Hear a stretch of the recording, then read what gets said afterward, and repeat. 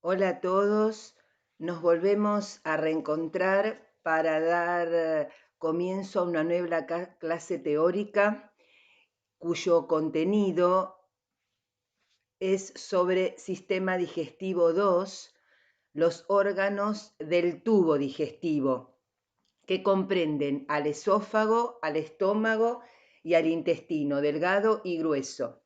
La clase teórica pasada estuvimos conversando respecto de la cavidad bucal y sus estructuras asociadas y hoy proseguimos con este aparato para lograr que puedan interactuar, que puedan leer lo de los textos una vez escuchada la clase teórica y que sea más amigable poder comprender todos los contenidos respecto de este sistema. El sistema digestivo, su segmento tubular, responde a un patrón de capas concéntricas que conforman la pared de cada uno de esos órganos. En el esquema tenemos representado parte del esófago que se va a continuar con el estómago, que también es un órgano hueco, aunque su pared es mucho más ensanchada y con forma de poroto, y este a través del píloro se comunica y va a formar ya el primer segmento denominado duodeno del intestino delgado. El intestino delgado se va a diferenciar en tres segmentos. El primero es el duodeno, el que le sigue es el yeyuno y por último el ilion, para desembocar en el intestino grueso, que también tiene diversas porciones. La última, la porción terminal, se denomina ano y concluye en el orificio anal. En el esquema tenemos representado un corte transversal a nivel del intestino, donde están representadas 4 capas principales concéntricas que desde la luz interior de cada órgano hueco tubular hacia la periferia, se denominan mucosa, submucosa, muscular externa y adventicia o serosa, dependiendo del caso que vamos a explicar en un ratito. La mucosa está compuesta por 3 zonas: por la lámina epitelial, por el corion o lámina propia y por la muscular de la mucosa. La muscular de la mucosa va a estar formada por un tipo de tejido que es músculo liso y va a guardar una organización particular y un ancho o espesor particular dependiendo del órgano. Lo mismo que el epitelio de revestimiento. La lámina epitelial va a estar formada por un epitelio de revestimiento que va a responder según las funciones necesarias que tenga que cubrir cuando tapiza esa superficie libre o luz interna de cada órgano hueco.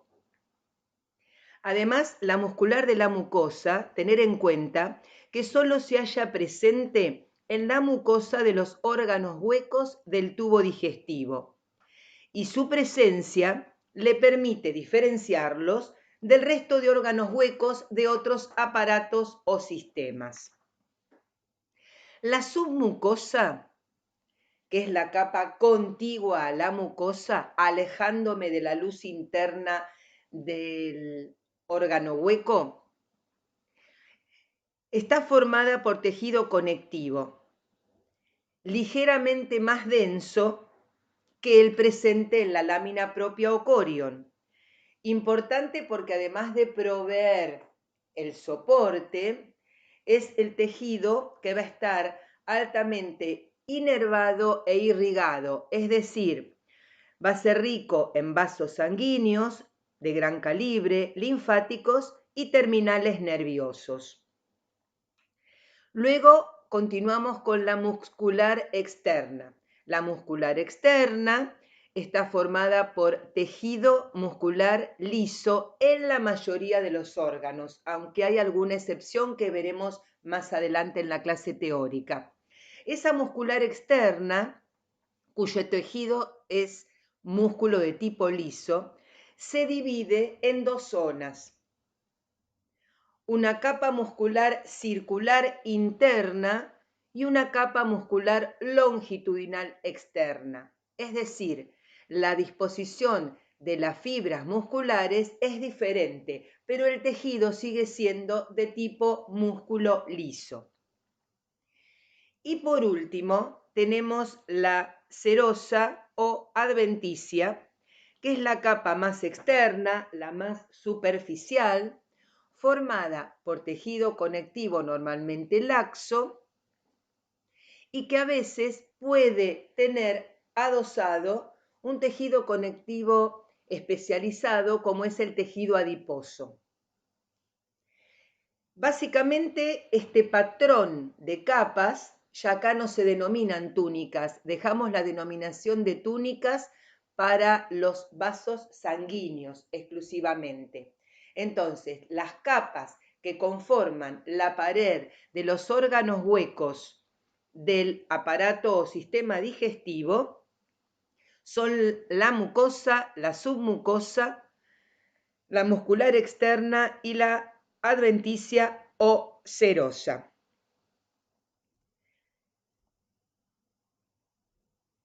La estructura general del tracto digestivo responde a esas 4 capas concéntricas que acabamos de enumerar.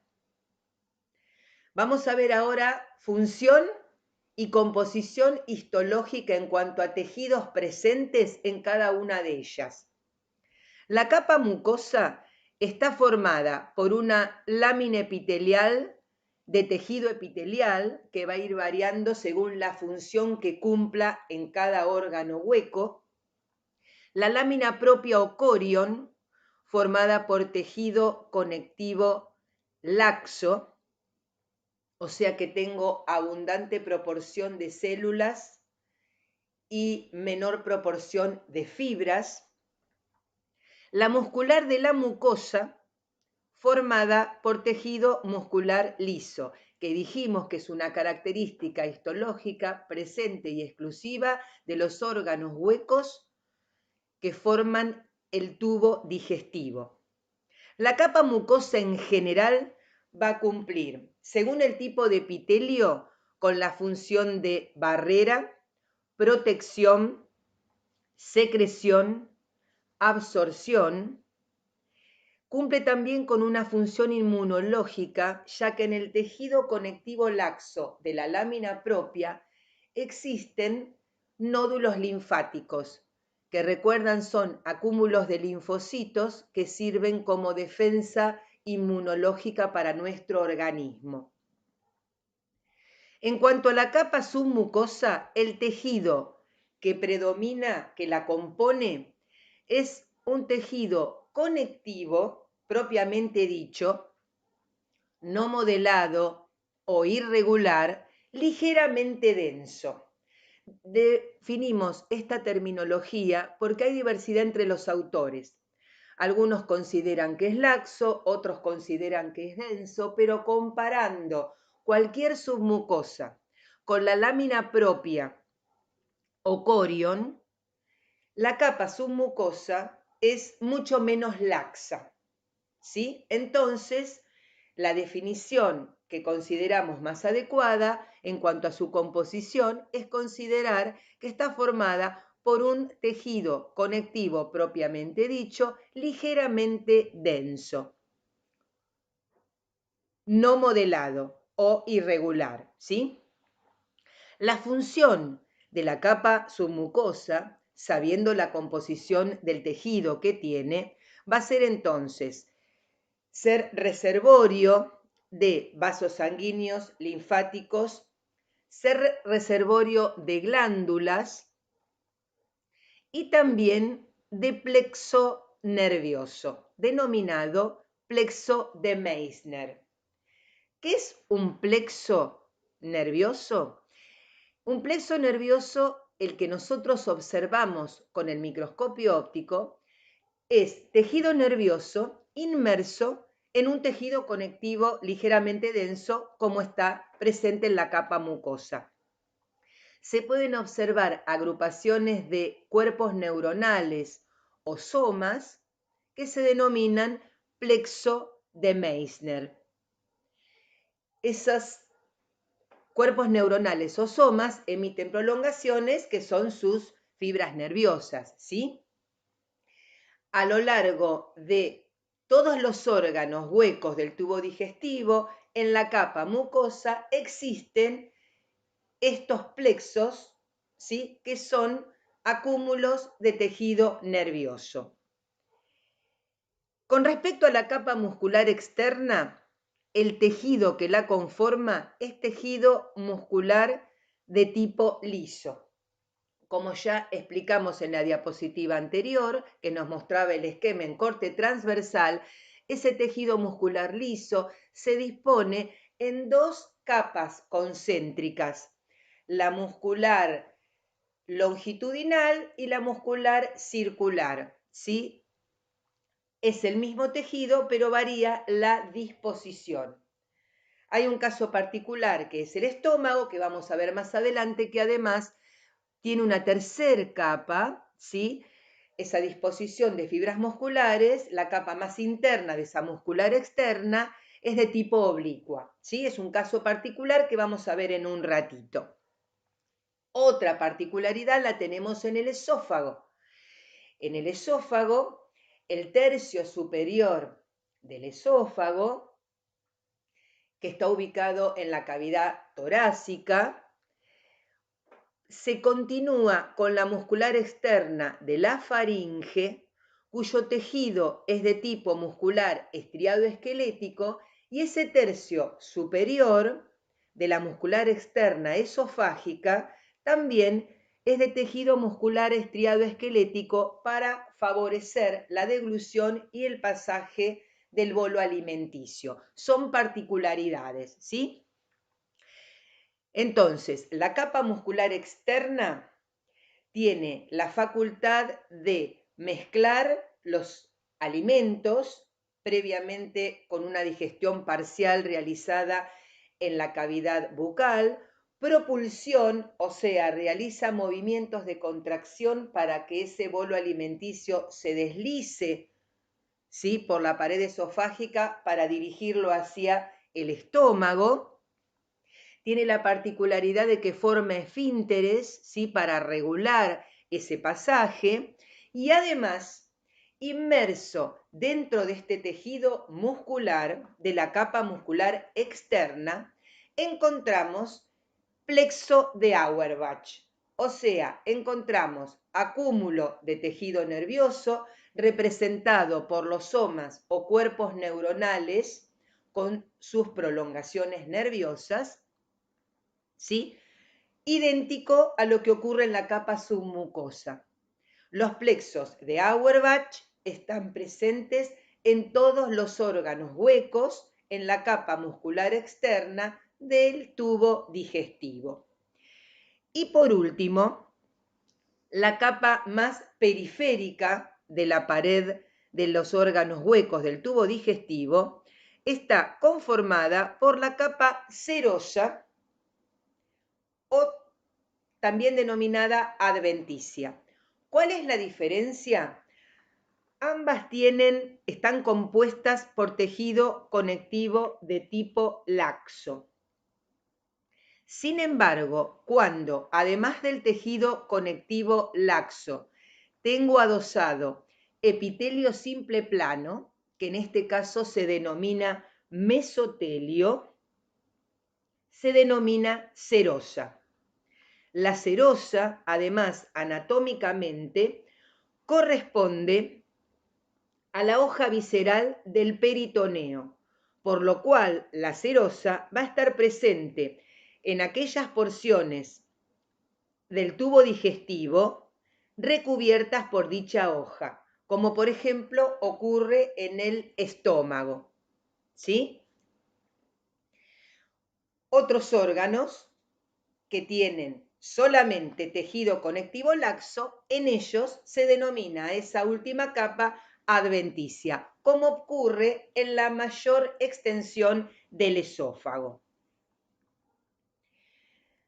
La función principal, ¿sí?, es la de servir como transporte, como esqueleto y además para transportar específicamente vasculatura, vasos de gran calibre, arteriales, venosos y linfáticos, terminales nerviosos, y puede que tenga adicionado, en algunos casos, grasa, o sea, el equivalente a un tejido conectivo propiamente dicho particular, especializado, mejor dicho, que se denomina tejido adiposo, formado por adipocitos que seguramente estudiaron cuando vieron los diversos tipos de tejido conectivo. Vamos a empezar ahora entonces con el esófago. Primero tenemos un esquema del lado izquierdo donde tenemos dibujado al esófago, que es ese órgano tubular de color bordó, ¿sí? El esófago se puede dividir anatómicamente en tres porciones, ¿sí? Una porción que atraviesa la base del cuello, denominada esófago cervical, una porción en el mediastino, denominada esófago torácico, que es la más extensa. Este atraviesa el diafragma. Observen que tenemos dibujado al diafragma, que es un músculo estriado esquelético que va a ser como límite divisorio entre la cavidad torácica y la cavidad abdominal. El esófago la atraviesa a través del hiato esofágico, ¿sí?, muy importante desde el punto de vista funcional y patológico. Y una vez que el esófago atraviesa el diafragma, la porción más terminal, más distal, se introduce en la cavidad abdominal formando el esófago abdominal. Esa porción tubular es la más pequeñita y es la que va a entrar en contacto estrecho directo, ¿sí?, a través de la región cardial con el estómago. Estamos describiendo la anatomía del esófago y su ubicación anatómica específica, ¿sí? O sea que forma parte de dos cavidades, la torácica y la abdominal. ¿Cuáles son las relaciones directas anatómicas más estrechas respecto del esófago? Se denomina relación directa, como ya explicamos, a estructuras u órganos próximos al esófago. Si observamos en la figura, las podemos deducir. En su porción apical, el esófago va a estar en relación directa con la laringofaringe, ¿sí? Y por su porción basal, en relación directa con el estómago a través de la región cardial. Relación directa también se considera el diafragma, ¿sí?, el cual el mismo esófago atraviesa. Y además, con respecto, si miramos, seguimos en detalle al dibujo, la porción anterior del esófago está en relación directa con la tráquea, específicamente con los bronquios, que son ramificaciones de la tráquea, los bronquios principales, y con el callado aórtico. Del lado derecho tenemos una imagen que corresponde. Es un preparado histológico teñido con hematoxilina eosina. A bajo aumento es una vista panorámica. Se realizó un preparado histológico con la técnica histológica convencional y el órgano se le procesó un corte transversal respecto de la luz.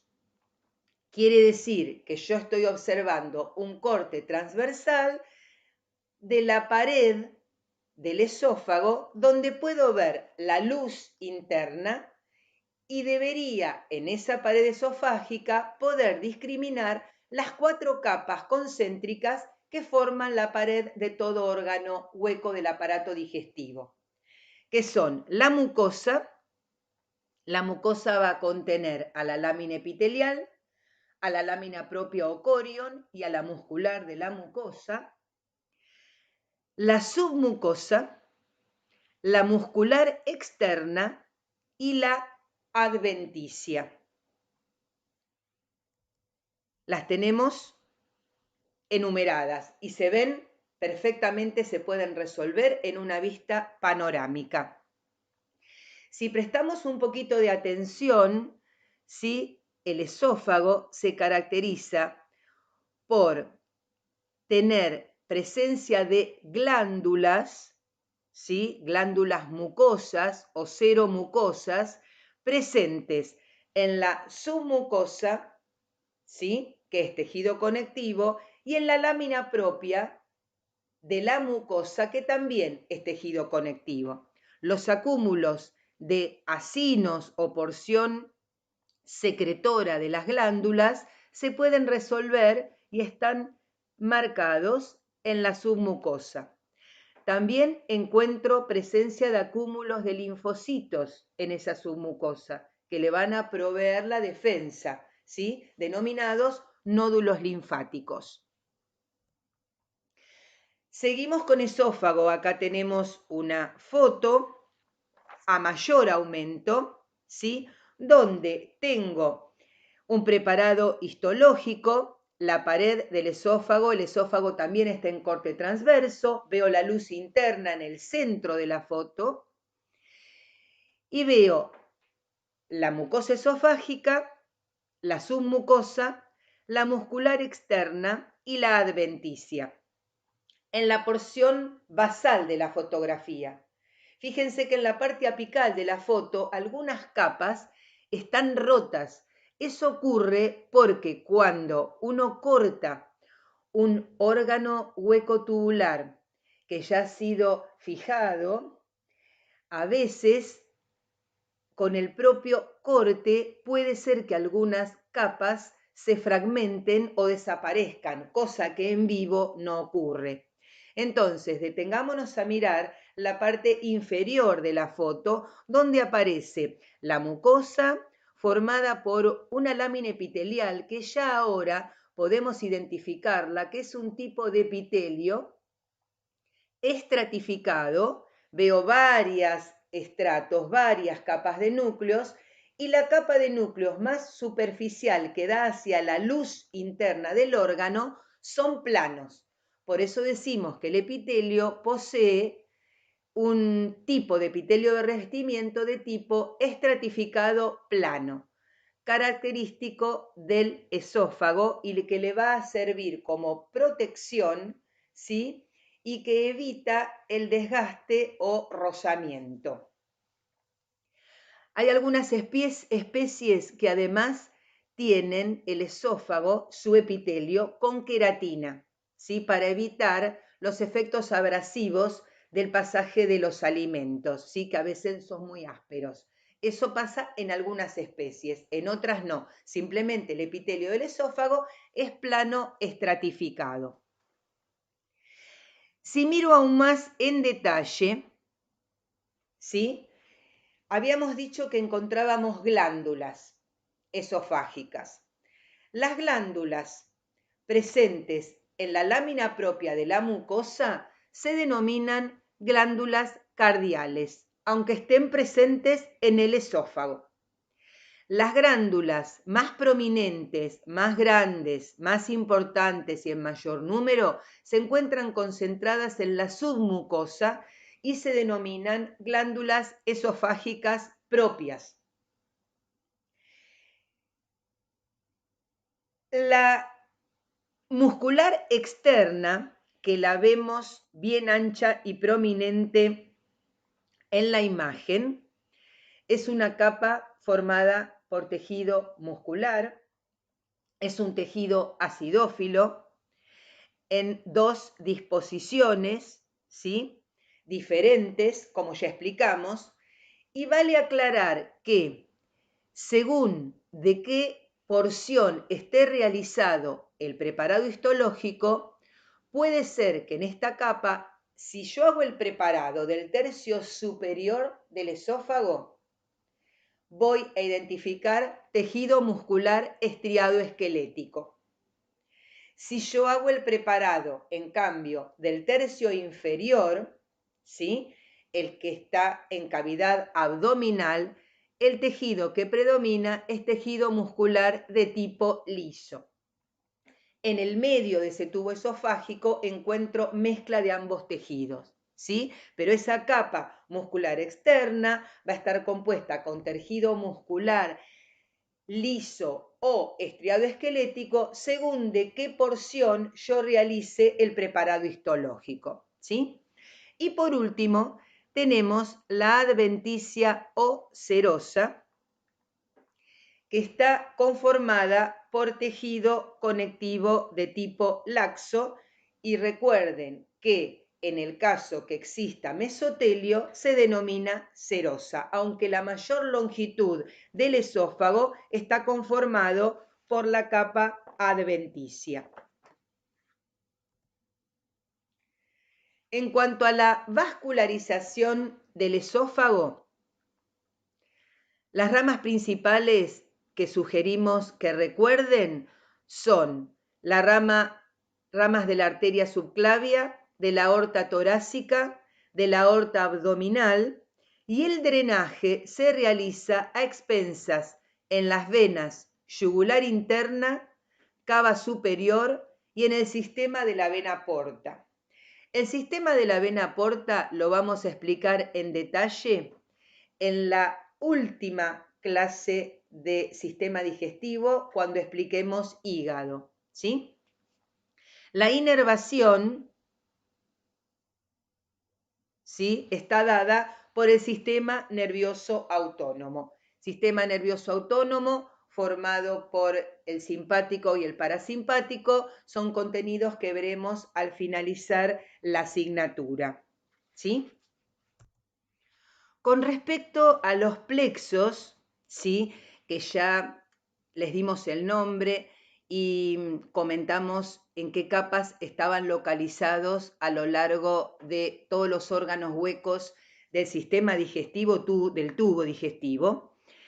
Es importante que sepan que ambos plexos pertenecen al sistema nervioso entérico. El sistema nervioso entérico está incluido en el sistema nervioso autónomo. Inervan esos plexos, dijimos, las capas musculares lisas de los órganos del tubo digestivo en forma independiente del sistema central. Y el plexo de Meissner en la submucosa y el plexo de Auerbach, también llamado mientérico,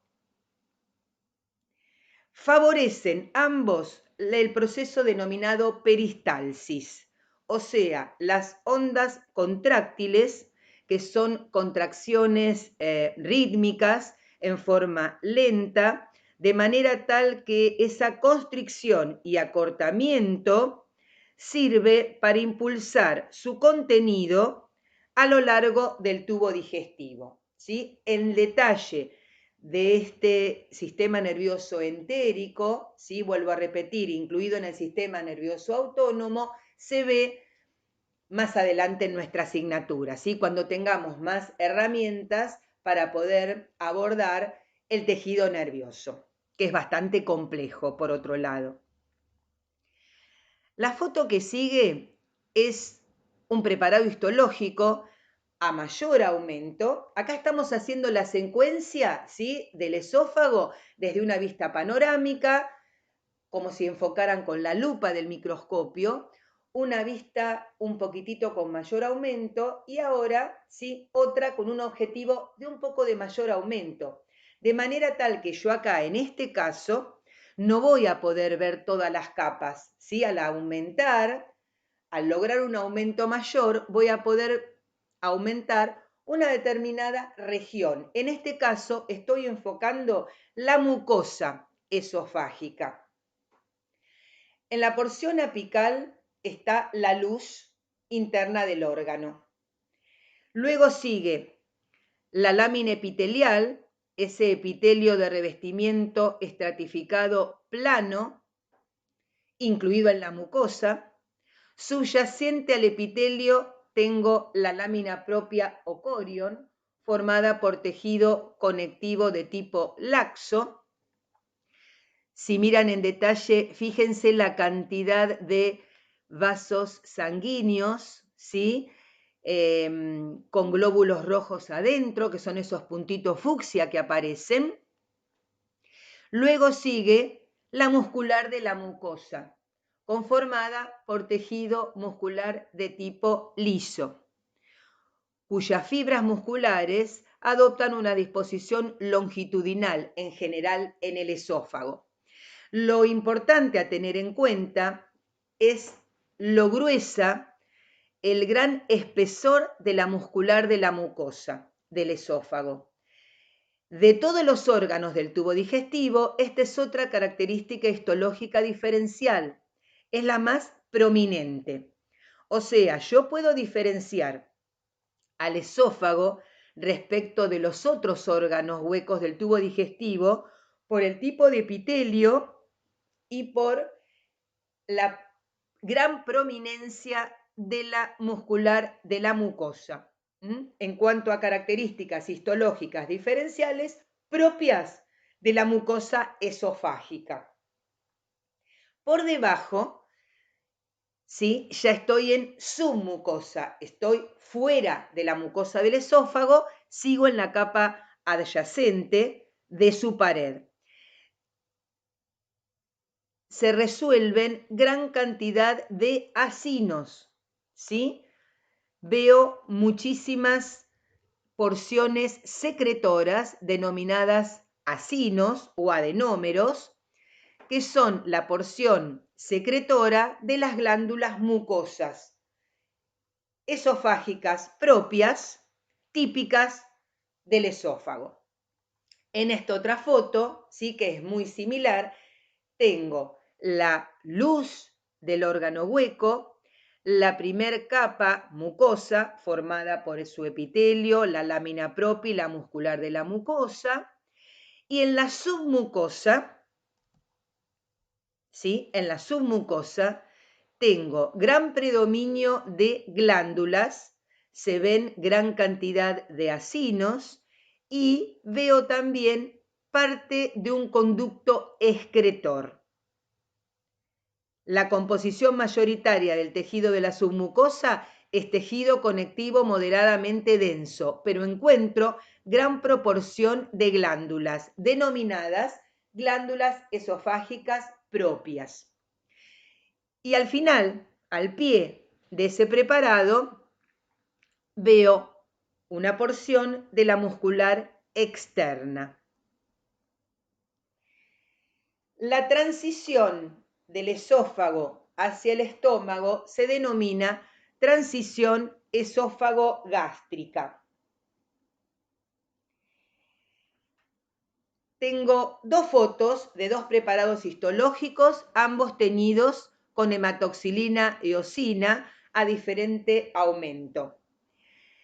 Vamos al del lado derecho. Esa foto de transición esófago-gástrica, ¿sí?, corresponde a un preparado humano. En ese caso, si prestamos atención, de la mitad de la foto hacia la derecha corresponde al esófago. ¿Cómo me doy cuenta? Por el epitelio estratificado plano.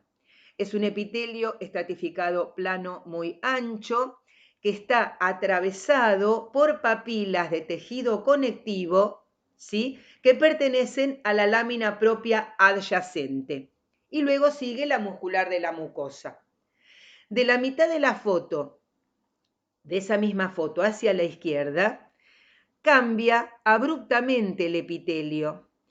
El epitelio, las células epiteliales se hacen cilíndricas, se disponen en una sola capa, de manera tal que encuentro un epitelio simple cilíndrico, típico de la lámina epitelial del estómago.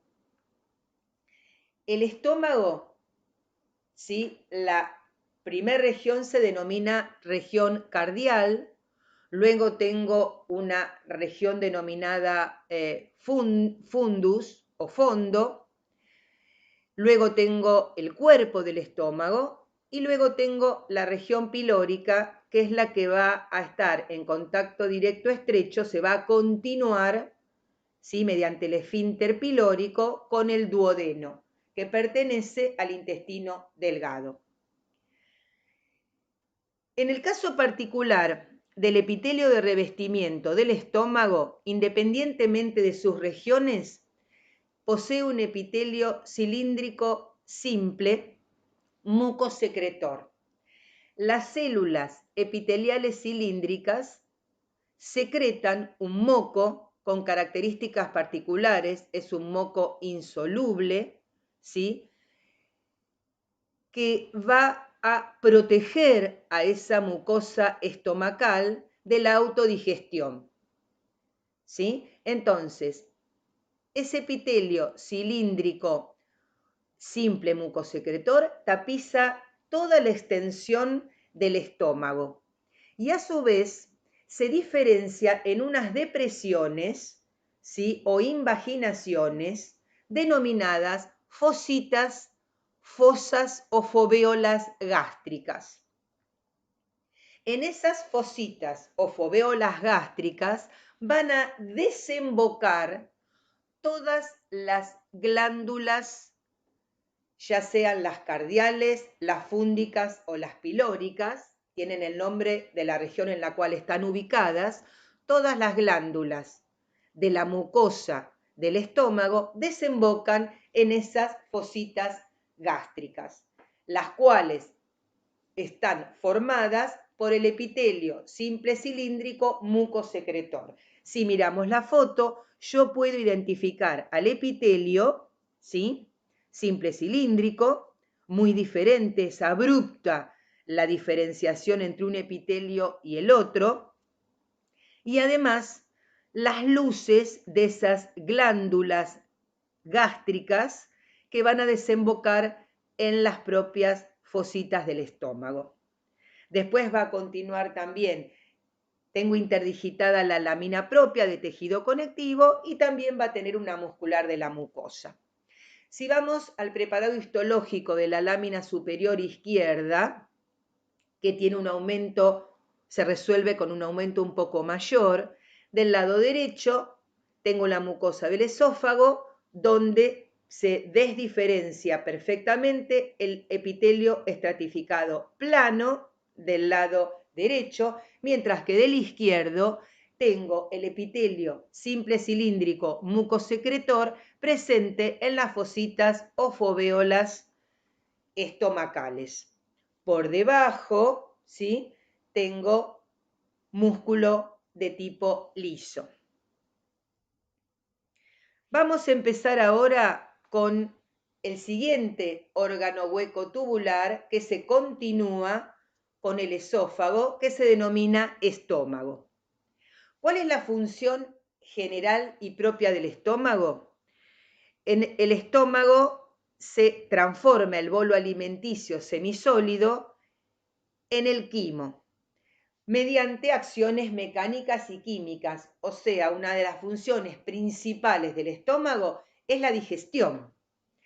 Para eso necesito mezclar, ¿sí?, y también realizar o concluir la digestión parcial de los alimentos que empezó, como recordamos, en la cavidad bucal.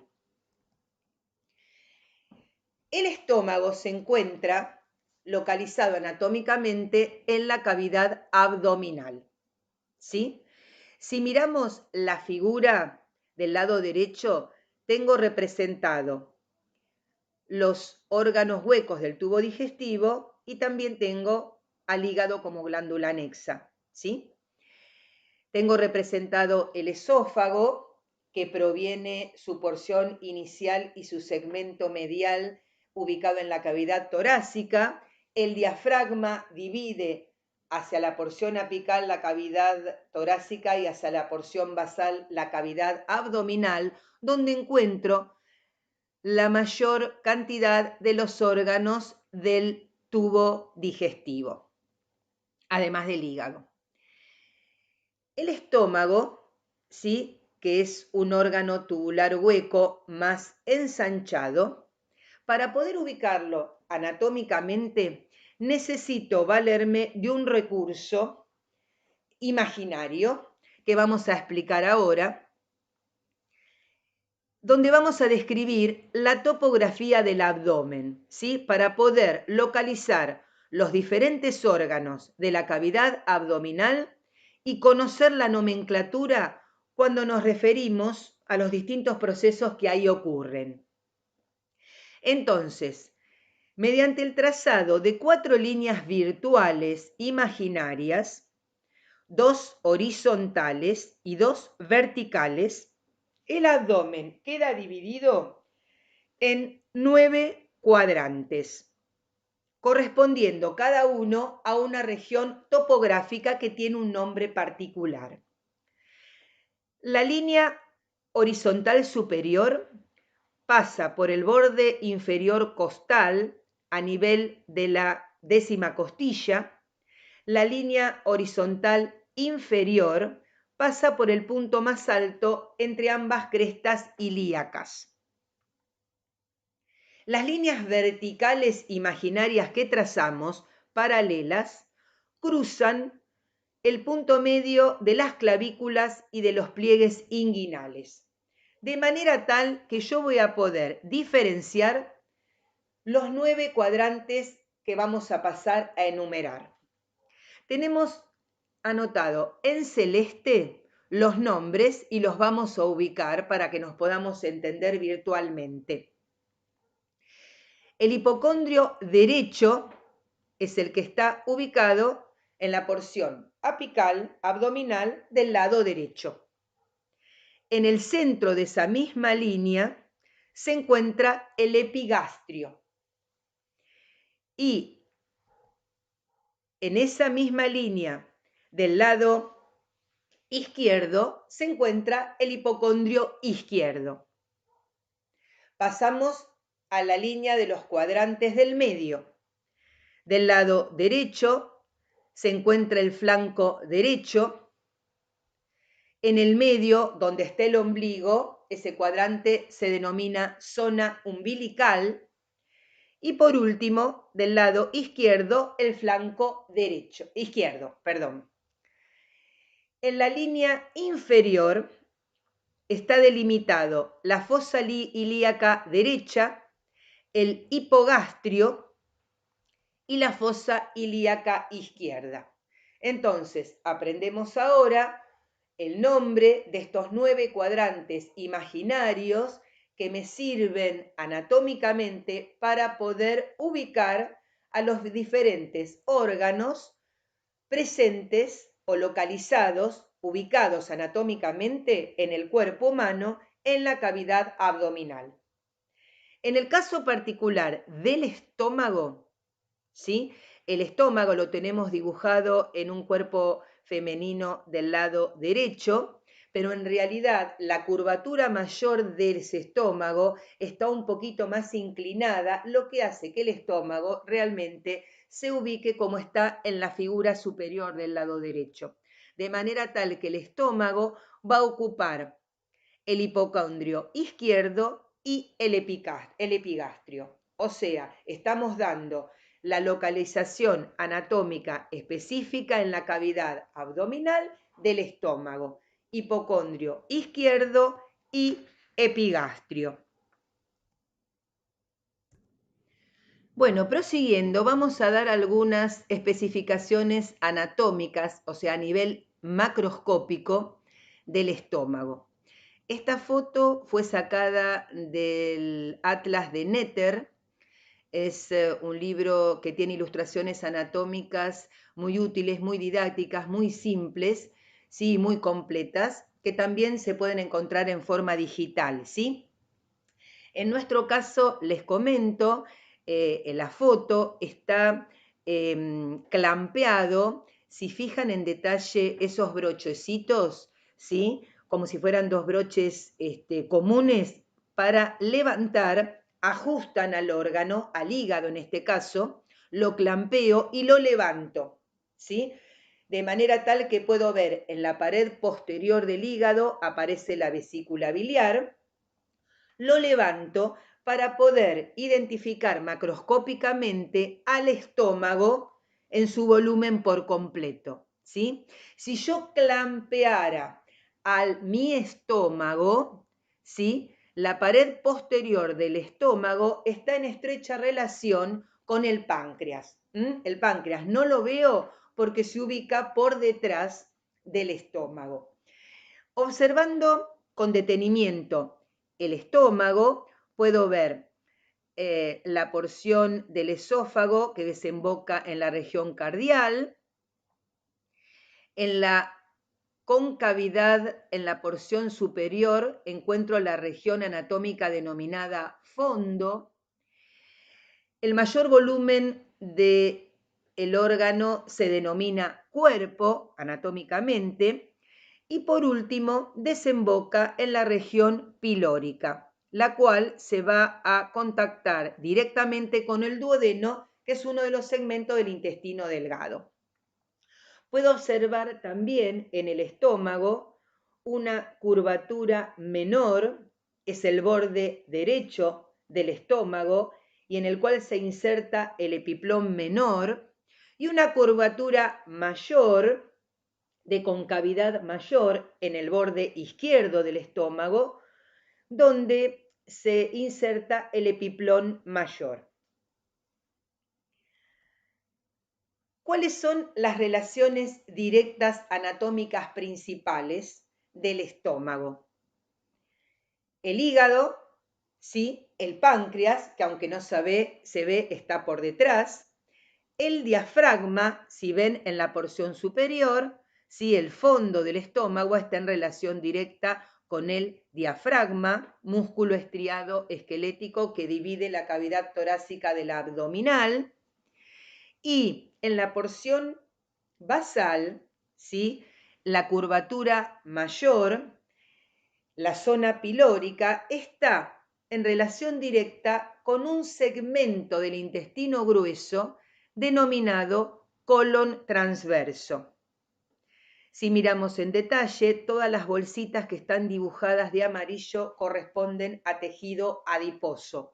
Por debajo de ese tejido adiposo, que conforma el epiplón mayor, yo tengo ubicado anatómicamente a ese colon transverso que forma el margen superior, ¿sí?, del intestino grueso. Estamos nombrando algunas relaciones anatómicas directas, las principales, las que son más sencillas, ¿sí? Esta es otra foto macroscópica del mismo autor, donde está vascularizado, ¿sí? Me muestran cómo es la irrigación arterial del estómago. El hígado sigue clampeado, sigue levantado, de manera tal que yo puedo ver la irrigación.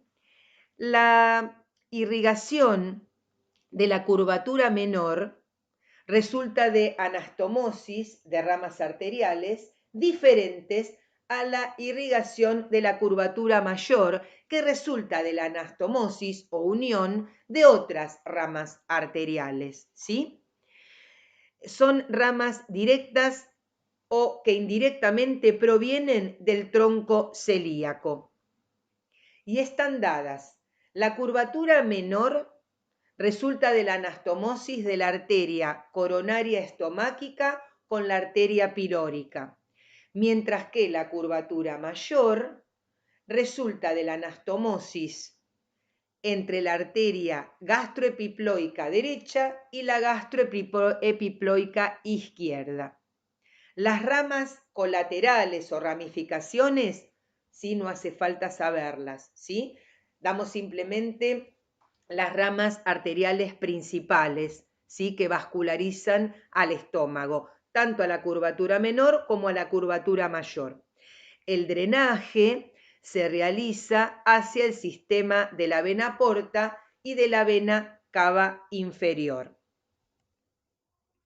La inervación del estómago También está dada por el sistema nervioso autónomo, en particular por fibras nerviosas parasimpáticas del mismo, conformadas por el nervio denominado vago o neumogástrico, también denominado par craneal décimo, y por fibras nerviosas simpático-dorsales, ¿sí? Sistema nervioso autónomo.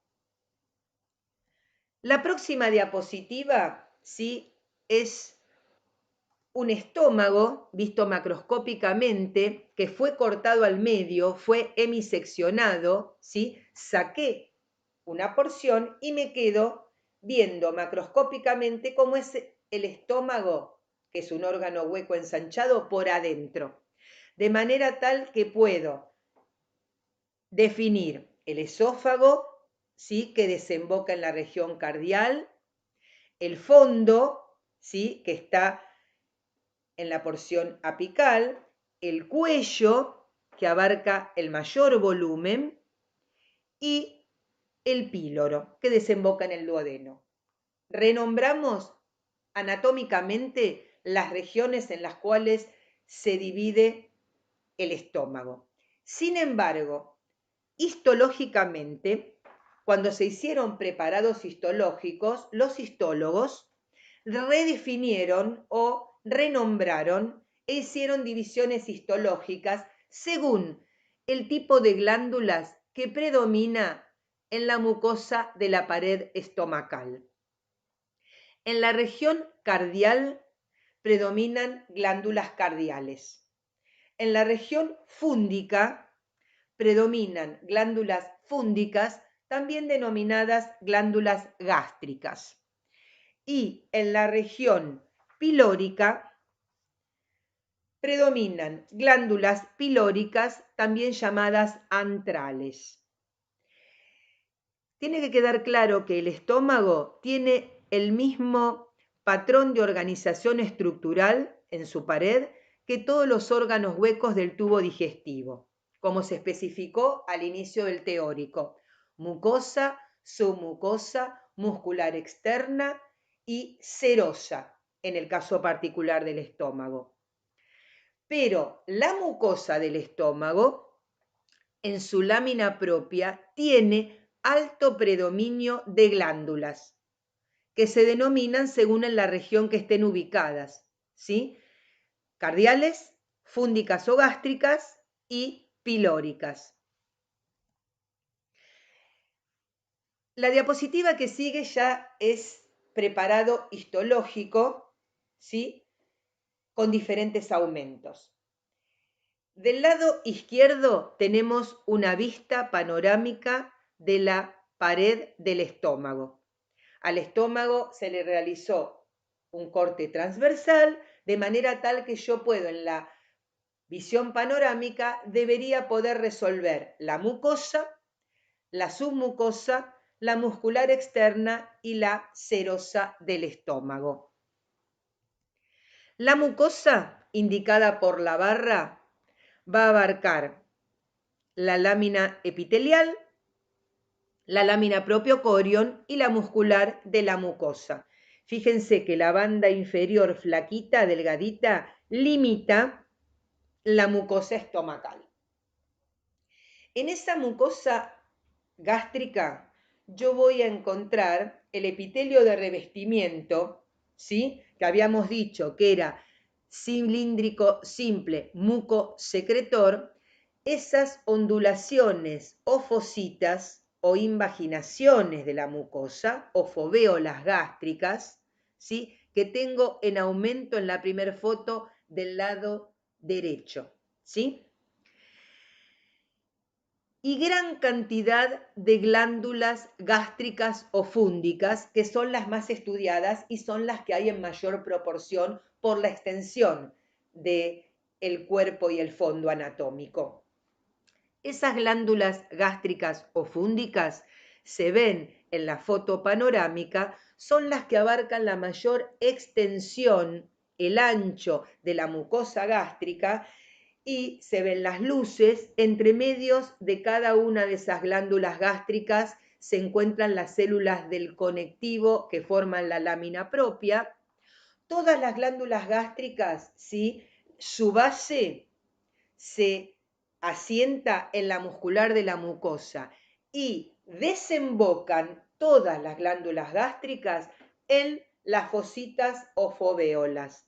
Es más, varias glándulas gástricas pueden desembocar en una misma fosita o fovéola. La capa que sigue de la pared del estómago es la submucosa, compuesta por tejido conectivo moderadamente denso.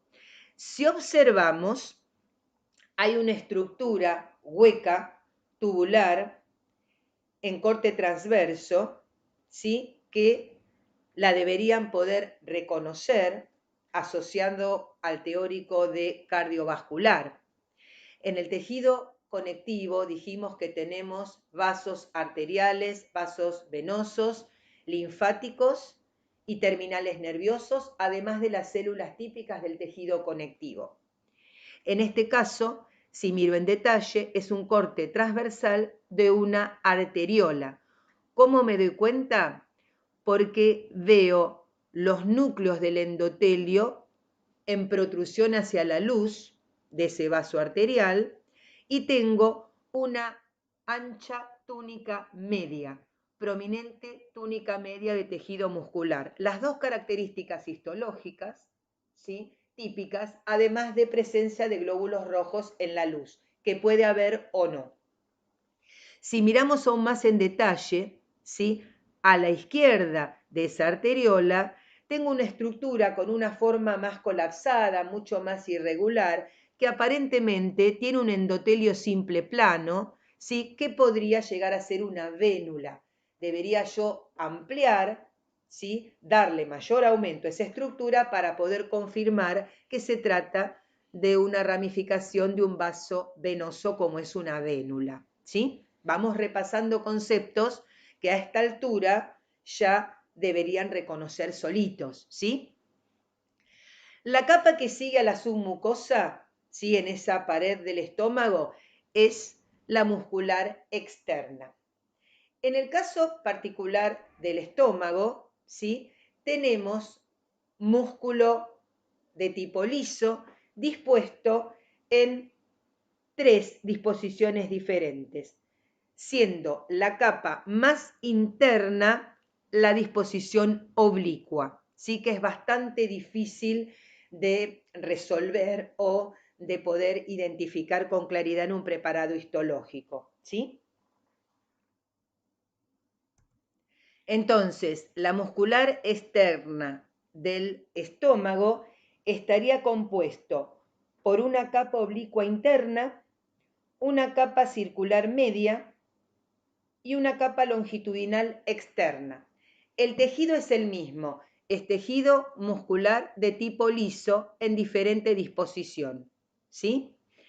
Y por último, la capa más periférica de la pared del estómago corresponde a la serosa, compuesta por tejido conectivo laxo.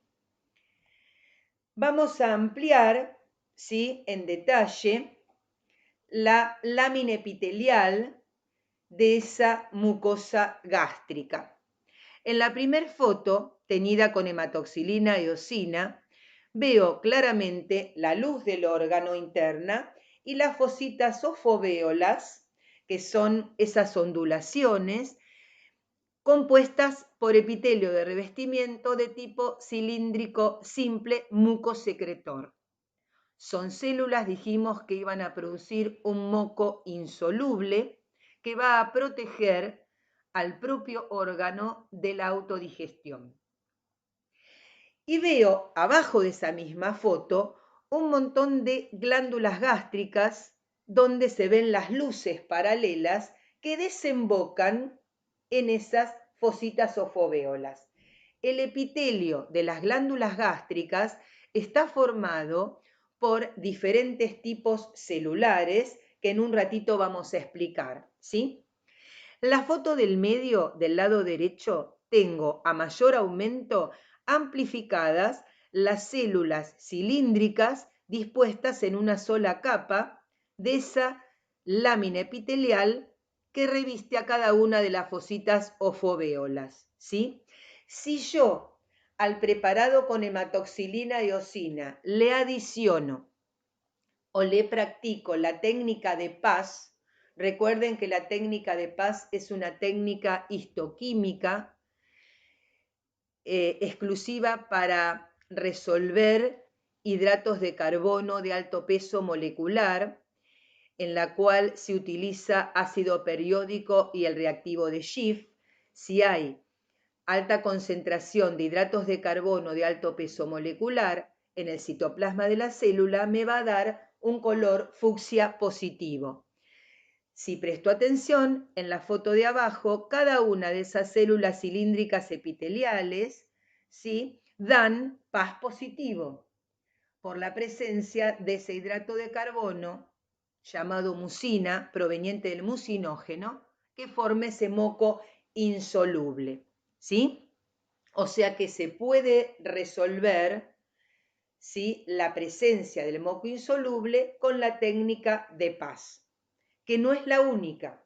Si yo además a un preparado teñido con hematoxilina y eosina le adiciono azul alciano o azul de toluidina, también me dan positivo la presencia de esa mucina o moco insoluble que le otorga la propiedad a ese epitelio de ser mucosecretor, ¿sí?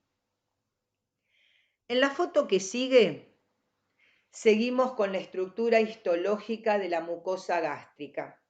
Del lado izquierdo tengo la mucosa gástrica con un aumento un poquitito mayor, no tengo una vista panorámica total de todas las capas concéntricas que forman la pared del estómago, donde puedo identificar la luz interna del estómago, es un corte transverso, las fositas o fovéolas de las cuales venimos conversando en detalle, la gran cantidad de glándulas gástricas o fúndicas. ¿Sí? Las glándulas fúndicas son de tipo tubular ramificada. Su pared está formada por un epitelio de revestimiento de células que tienen diferente nombre y diferente función, que las vamos a ver en un ratito, y sella la muscular de la mucosa de tejido muscular liso, sella o completa la capa denominada mucosa del estómago. Del lado derecho tenemos, a mayor aumento amplificado, una serie de glándulas gástricas donde veo células, ¿sí?, acidófilas, basófilas, como se ven en detalle abajo a mayor aumento.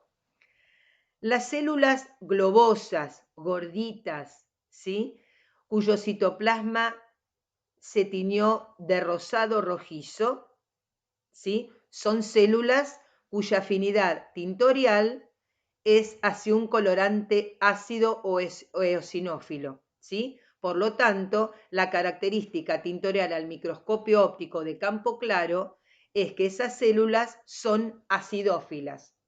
Esas células presentes en la pared, en el epitelio de la glándula gástrica, se denominan células parietales u oxínticas. Hay un montón, ¿sí?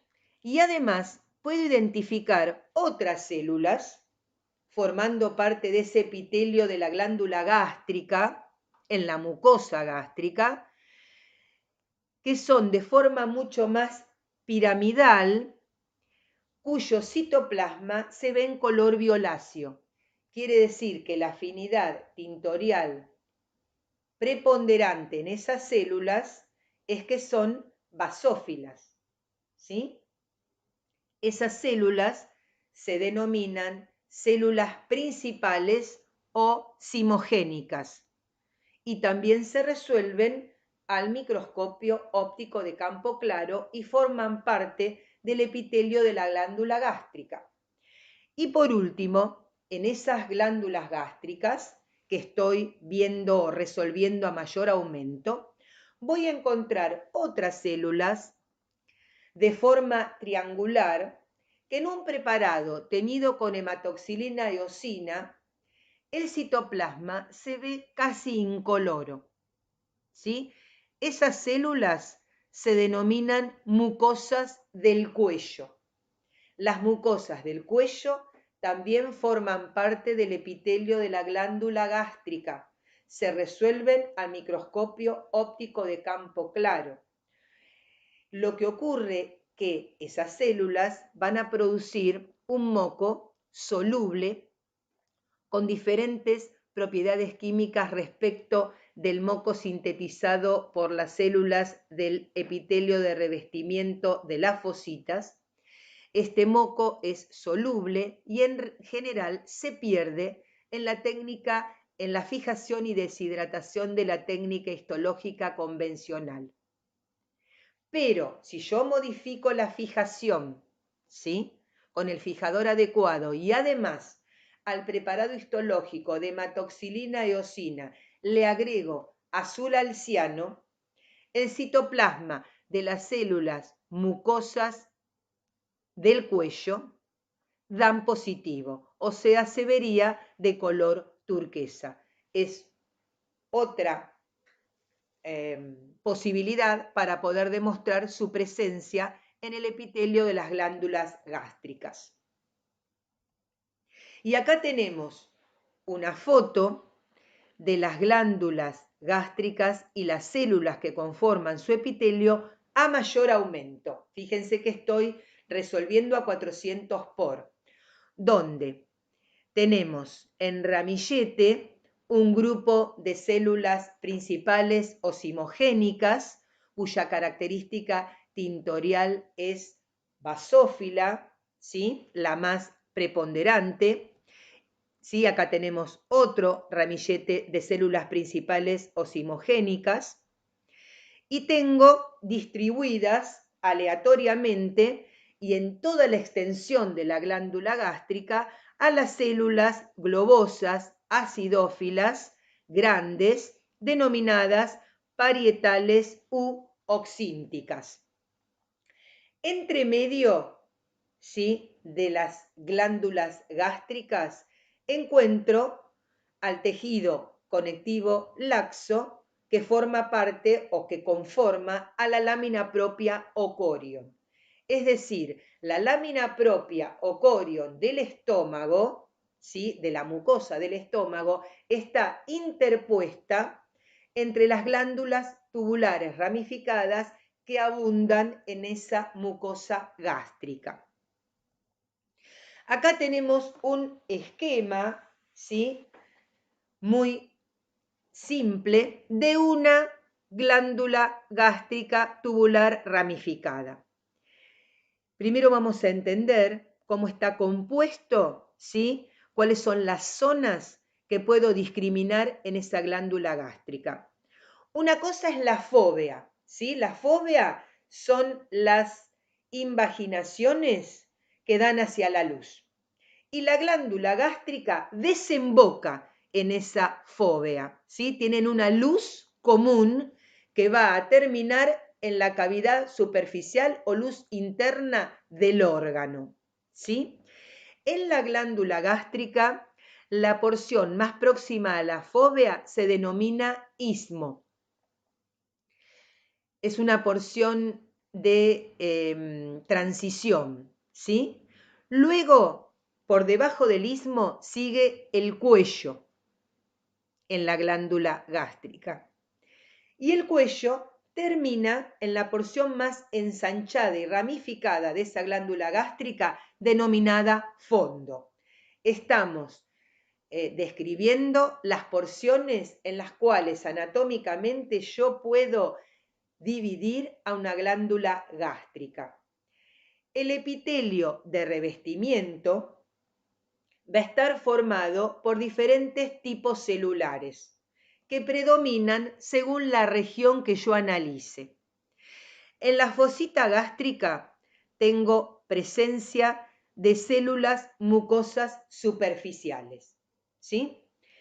En el istmo, que es la primera región que pertenece a la glándula gástrico-fúndica, predominan tanto en el istmo como en el cuello, como en el fondo, tengo células parietales. O sea, las parietales, las acidófilas, están en toda la extensión de la glándula gástrica.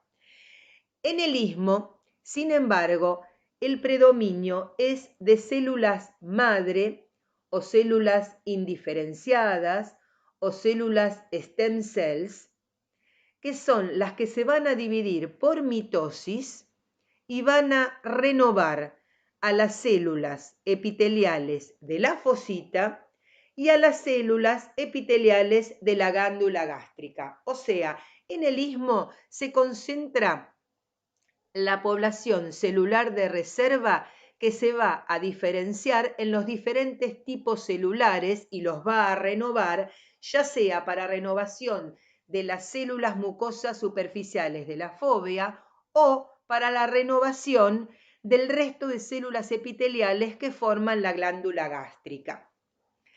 Además, en el cuello encuentro predominio de las células mucosas del cuello, las triangulares pequeñas, y en el fondo se concentran las células principales o cimogénicas y aparece otro tipo celular denominado célula enteroendocrina.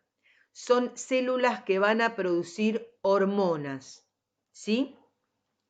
Las células enteroendocrinas están entremezcladas en el fondo y en el cuello de la glándula gástrica. Acá las vamos a enumerar, ¿sí? Las principales, las parietales, las mucosas superficiales exclusivas de la fóvea o fosita, las mucosas del cuello, las células enteroendocrinas y las células madre o progenitoras o indiferenciadas o stem cells o de reserva, ¿sí? Precursoras de todos los tipos celulares para su renovación. Las células principales o cimogénicas que predominan y abundan en el fondo de la glándula gástrico-fúndica son las encargadas de sintetizar enzimas. Los gránulos de zimógeno contienen enzimas, se ubican en la zona apical de la célula, ¿sí? Y van a producir pepsinógeno, que es el precursor de la pepsina, ¿sí? Las células parietales, también denominadas oxínticas, que se encuentran a lo largo de toda la glándula gástrica o fúndica, son las encargadas de producir iones cloruro y protón, ¿sí? Son las que van a regular el pH del jugo digestivo y además se encargan de producir el factor intrínseco. El factor intrínseco es una glucoproteína necesaria para que se realice la correcta absorción de la vitamina B12 a nivel del intestino delgado, ¿sí? El factor intrínseco se va a unir selectivamente a esa vitamina B12 de manera tal que a nivel del ilion, que es otro segmento del intestino delgado, pueda favorecer su correcta absorción. Las mucosas superficiales, ¿sí? Son las células cilíndricas que estaban alineadas en una sola capa, que formaban el epitelio de revestimiento mucosecretor de la fosita o fovéola, que tenían la particularidad de producir un moco, una mucina insoluble que va a proteger a la mucosa estomacal. Esa ese moco insoluble está formado por mucina o mucinógeno y forma una cubierta viscosa, gelificada, que protege al órgano contra la abrasión de componentes ásperos del quimo, ¿sí? Las mucosas del cuello, ¿sí?, producen también mucina, pero es una mucina mucho más fluida, es una mucina soluble, ¿sí? Las mucosas del cuello se encuentran en el cuello, ¿sí?, de la glándula gástrica. Las células enteroendocrinas son células que producen hormonas. Hormonas típicas, hay muchísimas, son la gastrina, el péptido inhibidor vasoactivo, la somatostatina. Quiere decir que si el estómago es capaz de tener en sus glándulas gástricas células enteroendocrinas, como pasa con la mayoría de los órganos del tubo digestivo, ¿sí?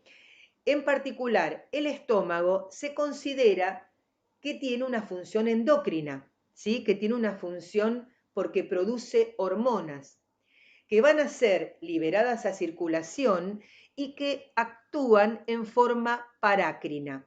¿Qué quiere decir secreción parácrina? Las hormonas secretadas por estas células enteroendocrinas presentes en la glándula gástrica o fúndica actúan a corta distancia, ¿sí? Actúan en células contiguas o vecinas. Eso quiere decir secreción parácrina, ¿sí? Y las células indiferenciadas dijimos que son las precursoras, que son las células de reserva que se van a diferenciar en cualquiera de los tipos celulares enumerados cuando haga falta, ¿sí?, para su renovación. Al microscopio óptico de campo claro, en un preparado con hematoxilina eosina, yo puedo diferenciar las principales, las parietales, las mucosas del cuello, todas estas situadas en el epitelio de la glándula gástrica, y las mucosas superficiales situadas en el epitelio de revestimiento de la fosita o foveola de la mucosa gástrica. No puedo diferenciar ni las enteroendocrinas ni las células indiferenciadas que por ello tienen su nombre, ¿sí?, al microscopio óptico de campo claro, ¿sí? Vamos ahora a ver el esquema y la microscopía electrónica de transmisión de algunas de las células de las cuales estuvimos conversando.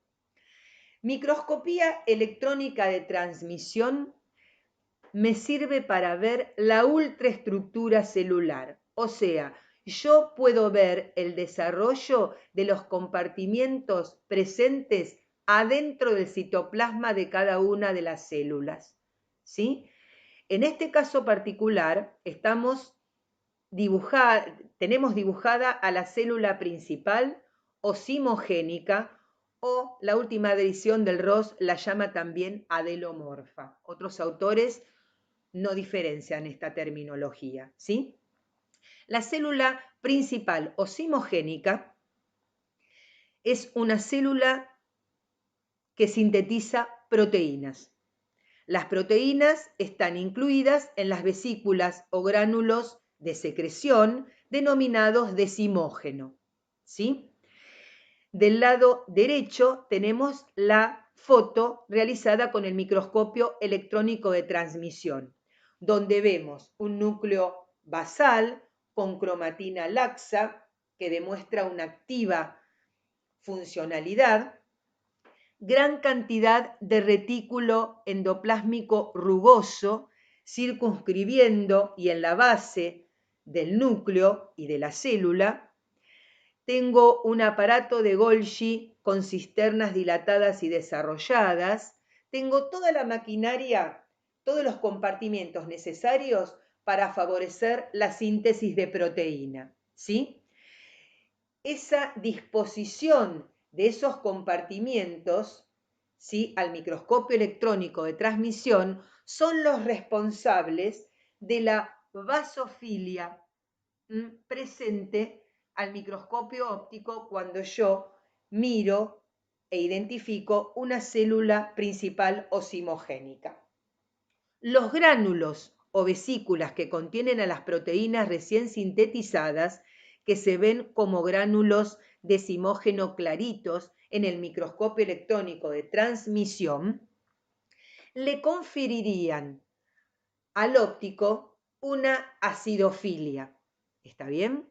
Como vimos en el teórico pasado cuando explicamos, ¿sí?, las células que sintetizan cerosas presentes en los acinos serosos. En el caso particular de las células principales osimogénicas de la glándula gástrica del estómago, ¿sí?, por artefacto de la propia técnica, se diluye esa característica tintorial, no se puede resolver, no la podemos desdiferenciar y vemos un citoplasma con predominio de basofilia, ¿sí? Por eso es que el citoplasma se ve prácticamente violáceo, ¿sí? Las células principales osimogénicas producen pepsinógeno, que es el precursor de la pepsina, que es una de las enzimas principales presentes en el jugo digestivo. Pasamos ahora a otra célula. Tenemos el esquema y tenemos la microscopía electrónica de transmisión de parte de esa célula denominada parietal u oxíntica o, el ROS la última edición, delomorfa. En el esquema, lo que nos llama más la atención de esta célula parietal es la gran cantidad de mitocondrias, de microvellosidades apicales cortas que se interdigitan formando los canalículos intracelulares. Esos canalículos intracelulares están en estrecha comunicación con la luz de la glándula. Tengo alta cantidad de microvellosidades cortas que se continúan con ese sistema membranoso túbulo vesicular complejo, que es un reservorio y que amplía la superficie de contacto y amplía la cantidad de membrana plasmática presente que delimita a esa célula parietal. Y es donde en ese lugar encuentro bombas protónicas activas, ¿sí? Esas bombas protónicas activas son las que van a favorecer la producción y transporte de distintos iones, protones, potasio, cloruros, ¿sí?, de manera tal que el producto resultante que va a regular el pH, ¿sí?, en la luz de la glándula, ¿sí?, es la liberación por parte de estas células de ácido clorhídrico. Recuerden que estamos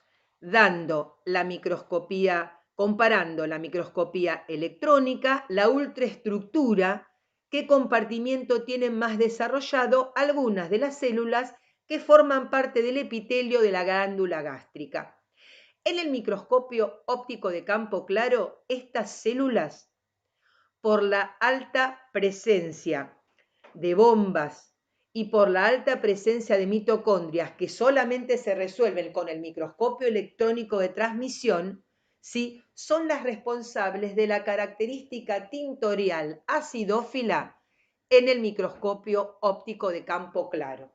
Ese citoplasma que se ve rosado rojizo, acidófilo, se debe a la presencia de los compartimientos que ya acabamos de describir. Otra célula que me pareció interesante integrar es la célula enteroendocrina. Las células enteroendocrinas dijimos que sintetizaban hormonas. No las puedo resolver en un preparado teñido con hematoxilina y eosina, ni aunque le agregue azul al ciano, sino que tengo que hacerle, por ejemplo, una técnica inmunohistoquímica específica y selectiva para poder discriminar la hormona que cada una de estas células sintetiza. Esa es una posibilidad. La otra posibilidad es el nombre antiguo que las denominaba estas células, que se las llamaba cromoafines, argentafines o argirófilas. Quiere decir que si yo a la técnica histológica convencional le adiciono plata o cromo, las células enteroendocrinas presentes en ese preparado me van a dar positivo, ¿sí? Porque depositan en los gránulos de su citoplasma a ambos iones. Por eso se las llamó inicialmente cromoafines o argentafines, argirófilas, afinidad a la plata y al cromo respectivamente, ¿sí? La mayoría del producto sintetizado son hormonas peptídicas o polipeptídicas, y estas células enteroendocrinas forman parte del sistema neuroendocrino difuso, cuya sigla la tenemos anotada, es SNED, Sistema Neuroendocrino Difuso. Antiguamente, este sistema estaba agrupado en el llamado sistema APUD, ¿sí? La sigla APUD es una sigla en inglés que es un conjunto de aminas decarboxiladas que se recambian y se retoman, ¿sí? No tiene importancia la descripción en inglés, pero cuando escuchen la nomenclatura APUD, ¿sí? Lo tienen que asociar a que es lo mismo que estas células enteroendocrinas integrantes del sistema neuroendocrino difuso, ¿sí?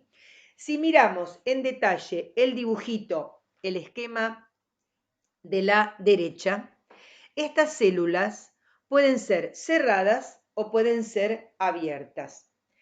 La célula enteroendocrina cerrada apoya sobre la membrana basal, que está próxima a la vasculatura, ¿sí?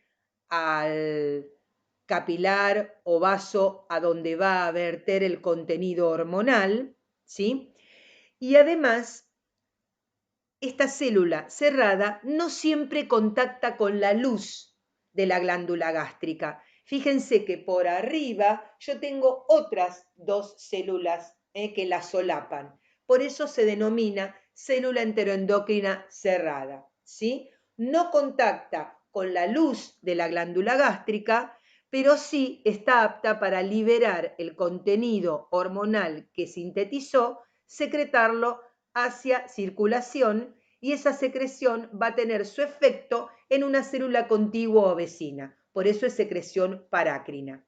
En cambio, hay células enteroendocrinas dentro de la misma glándula gástrica cuya extensión, la base, ¿sí?, contacta con la membrana basal y la porción apical de esa célula contacta con la luz de la glándula gástrica.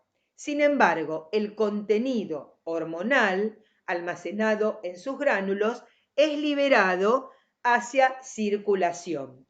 Ese tipo de células se denomina célula enteroendocrina abierta y actúan como quimioreceptores, examinando el contenido de la luz glandular. Por eso es que contactan con la luz.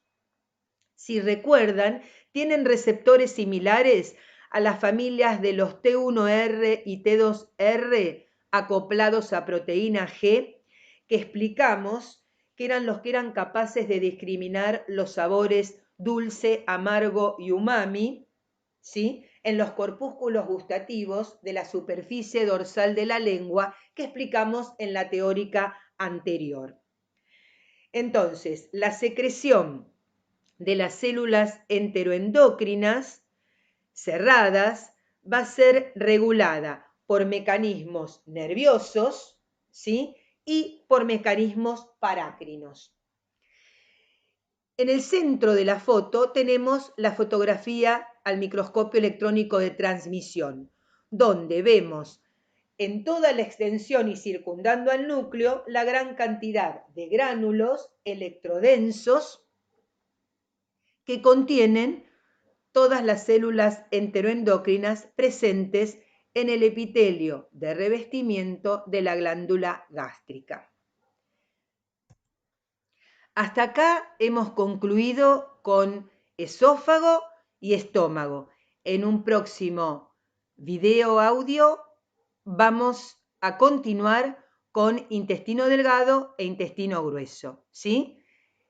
Me esperan y seguimos muy prontito con el remanente de órganos del tubo digestivo que corresponden y están incluidos en esta clase teórica, cuyo conocimiento, comprensión y mecanismo y funciones son necesarias que relean, indaguen, investiguen para el desarrollo óptimo del primer trabajo práctico.